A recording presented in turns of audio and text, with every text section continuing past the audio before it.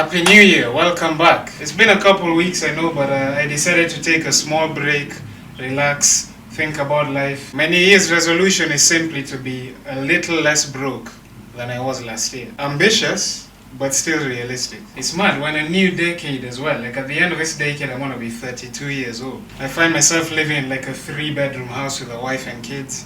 My dreads will either have grown really long or I'll have cut them off thanks to my receding hairline. If your forehead is widening in surface area like mine, I want to see #forehead gang in the chat. Let's get that trending. Anyway, today we're going to be talking about honesty, telling the truth. As they say, honesty is the best policy. In most cases, I'd say that's true, but sometimes it's better to keep your honesty to yourself and just be quiet. Think about a situation where you're, say, chilling with your girlfriend and her 2 best friends in the living room, and they're yapping on about Jeffree Star's new makeup line. You have this irresistible urge to tell them to shut the fuck up because you couldn't care less about anything they're talking about.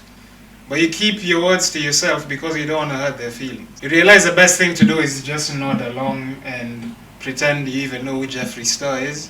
Or better yet, you just walk out of the room and go play video games. It's a win-win situation, no feelings hurt, and you get some time off to yourself to go play pro clubs with your friends. More than a decade ago, there was this show running on TV called The Moment of Truth, and it prided itself on giving money away to rip people's families apart. Do you secretly wish your boyfriend Daniel would move out?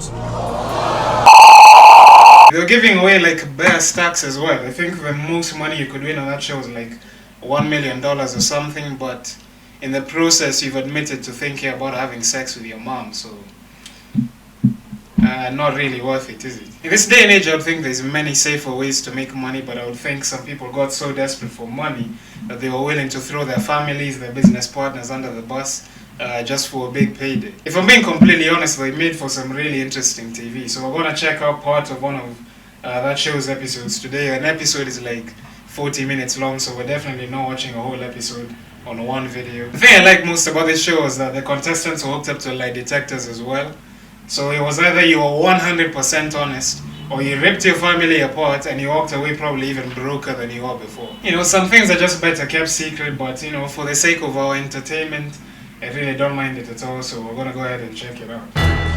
Tonight, the only thing that separates a person from $500,000 is 21 questions and their ability to answer each one of these questions with the truth, the whole truth, and nothing but the truth.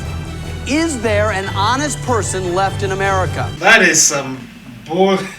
Is there an honest person left in America? These guys think they're slick. They're gonna question everyone's character just so they can come on their show and rip all of their relationships to shreds. Hey, listen, we're giving away $500,000. If you don't come on this show, you're a lying bitch. Is there really an honest person left in America? I want to remind everybody about your family and friends who are joining us again tonight. Let's meet them once again. Brad's wife, Heather. I'm Brad's friend, Samuel. I'm Matt. Known Brad for about 20 years. Let's get to it. We can stop at any time. You'll have $10,000 and you'll only have to explain the 8 questions you've answered so far. We're gonna keep going. That is the sound of a man up to his neck in student loan debt. I mean, you laugh, but most people watching in America will know that that shit is no joke. This guy could win the entire $500,000 and only have enough left to pay his rent for the month and a footlong from Subway. $25,000. We're gonna get a little bit more personal now. Do you have a good relationship with your father? Fair. Fair. Fair to middle. Have you ever thought about having sex with your dad's girlfriend because he wouldn't buy you a new Xbox in high school? You look me in the eye and tell me that's not a bona fide white person problem. 10 truthful answers, one more, $25,000. And why is that a tough question for you? My dad remarried a friend of mine's mom who lived a block and a half away from us. How long is it? What did I just say? This guy's dad dumped his mom and went and married his friend's mom. You realize those two probably met for the first time at like a PTA meeting, and his dad snuck off to bump uglies with this woman while his mom was talking to his maths teacher about his grades. That should be, I swear, that should be the next question. How did his dad and this woman meet? Did you or did you not see me dominate Marcus's mom from the back behind the bleachers during the football game? Like, I can bet 2 of my dreads that's how they met. Maybe because this is part 1 of the episode, we haven't really gotten any like really piercing questions yet. But let's wait and see. Now I want you to kind of get your head clear. I know this is very emotional. I don't know how centered you are. Just wanted to remind you that if you decide to go on, you only have to answer 4 questions now, truthfully. 4 questions, 4 times the money. It goes to $100,000. Just about covers like a third of his student loan debt. Still has to retire at 80 years old before he can pay all of that off. You Americans need to sort your life out, man. Seriously. What's going on? Future Davy here, just editing this video. I watched that clip back as I was editing it, and I realized that it could be misinterpreted as me saying that people in debt should stop being lazy and pay that shit off, which is not what I'm saying at all. I just wanted to make it clear that I was referring to the US education system and how fucked up it is before anyone got in the comments and accused me of being inconsiderate. So yeah, that's it from me. Carry on. Have you ever told Heather her cooking was good when you really didn't mean it?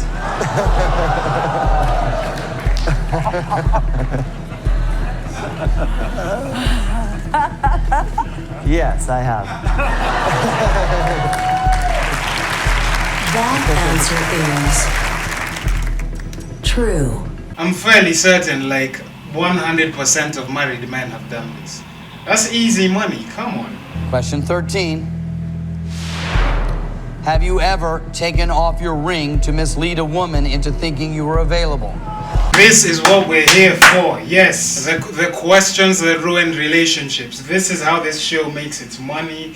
This is what I'm here for. In front of the entire world, will this man throw his wife under the bus and admit that he wanted Abby from HR because she has bigger tits?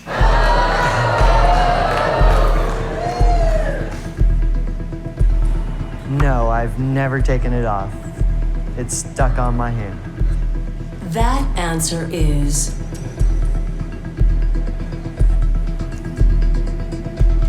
true.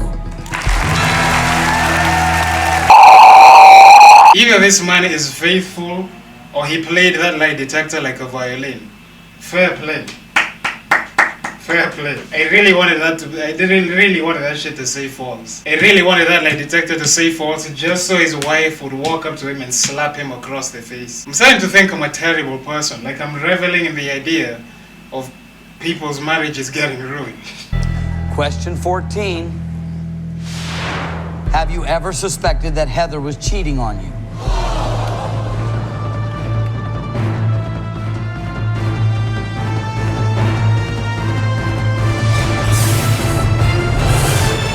You know what? I feel like that was pretty soft. We're gonna check out part 2 because I genuinely want to see this man's life crumbling. Like I'm genuinely hooked now. Like I don't know if I've done enough to make like a substantive video yet. So like just in case, we're gonna check out part 2.